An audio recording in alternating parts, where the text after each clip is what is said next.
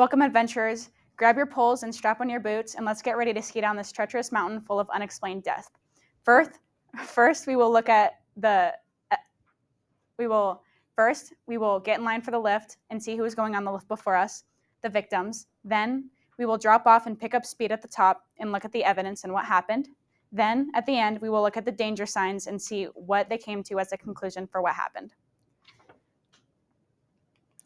Let's see who is getting on the lift. On the first lift, we have Igor Dyatlov, the leader of the group. Sitting with him, we have Zaneta Kolomengrova, his girlfriend. And next to them is Yuri Doroshenko. On the second lift, we have Lyudmila Dubanina, Yuri Krivonenchenko, and Alexander Kolotorov. On the last lift, we have Rustam Slobodin, Nikolai Thibault-Brignoles, and Semyon Zolotarov. Okay. Staying in line with us is Yuri Yudin, the sole survivor. Let's drop off and look at what happened. It begins January 1959. Yuri Yudin led the 7 men and 2 women up to the Ural Mountains, where they met the Mansi tribe. During their stay with the Mansi tribe, Yuri Yudin overheard Igor Dyatlov talking with one of the tribe members, and the tribe member was warning Yuri about danger. Was warning Igor about danger, but Yuri Yudin doesn't know what it was about. Something else to note while we talk about this is that each victim kept a very detailed journal, and they also kept a newspaper. The last heading on their last newspaper was, "Now we know that the snowmen exist." Let's look at some time frames.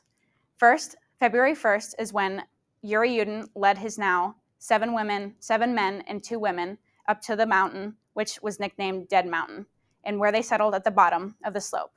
At the bottom of the slope, it is very dangerous to settle, and all these people are very experienced hikers, so they would know this. It is very common for avalanches to happen, and you never want to be at the bottom of a mountain when that happens. And also is where the wind goes and it gets the coldest. It was -6 degrees the night that they stayed there. Next, on February 12th, is when they were supposed to make contact. They didn't. February 20th, people put together a search group to go and look for the victims. On February 26th, the camp was found. Let's take a look at what was found when they reached the camp. When they reached the camp, investigators found that the tents had been ripped from the inside out, meaning that people were very frantic to get out. There was footprints leading away from the tent. Let's look at everybody's autopsy reports.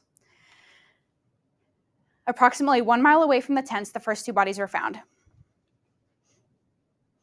These were the bodies of Yuri Doroshenko and Yuri Krivonenchenko. They were lying perfectly side by side. They were found under a cedar tree, and 15 feet above of the cedar tree, branches were broken off, and there was skin and blood in the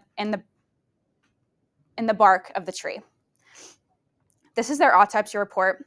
Yuri Doroshenko had a foamy gray discharge coming from his mouth, which can be caused from immense pressure on the chest.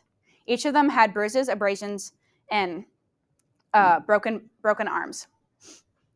Yuri Doroshenko also had some of his skin ripped off his right forearm. Found approximately a mile away from them was found the next 3 bodies: Igor Dyatlov, Rustam Slobodin, and Zaneta Kolomengrova. Igor Dyatlov was clutching a cedar branch and had his other arm shielding his face, almost like he was fighting somebody. His joints and his knuckles were all bruised, like he was punching somebody. Rustam Slobodin had burns, abrasions, and ripped skin off of his forearm as well. He also had the skin ripped from the top of his hand inside of his mouth. Zaneta Kolomengrova was nobody really knows what happened to her. On her autopsy report, her cause of death was hypothermia due to a terrible accident. So it doesn't really give us much. The last 4 bodies weren't found until about 4 months later in spring, when the ice had thawed, because they were found in a gully under a whole bunch of snow. Found were Semyon Zolotarov, Alexander Kolotov, and Nikolai Thibeaux-Brignoles. Semyon had a camera that was found strapped around his neck that nobody had seen before, as in Yuri. Yuri Yudin, the sole survivor, said that he had never seen the camera before. And Semyon also had a very detailed diary that he wrote everything down in, and that was never recovered. And the footage from this camera on his neck was said to be ruined by water. Alexander and Nikolai both had very minor injuries, just like a broken nose and then abrasions across their eyebrows. The last victim found was Lyudmila Dubinina. She was found with the weirdest injuries. She was found with her head tilted back and her mouth wide open, as if she was screaming. She had on shorts, 2 pairs of pants, 2 sweaters, underwear, and she was also found with a ripped up sweater wrapped around her feet to keep her feet warm. Both of her eyes were missing. She had soft tissue damage. Her temporal bone was exposed, and her tongue had been ripped out from its root. There was 100 milligrams of coagulated blood inside of her stomach, which means that she was alive when her tongue had been ripped out. Her upper lip was torn off, and her jaw and teeth were exposed.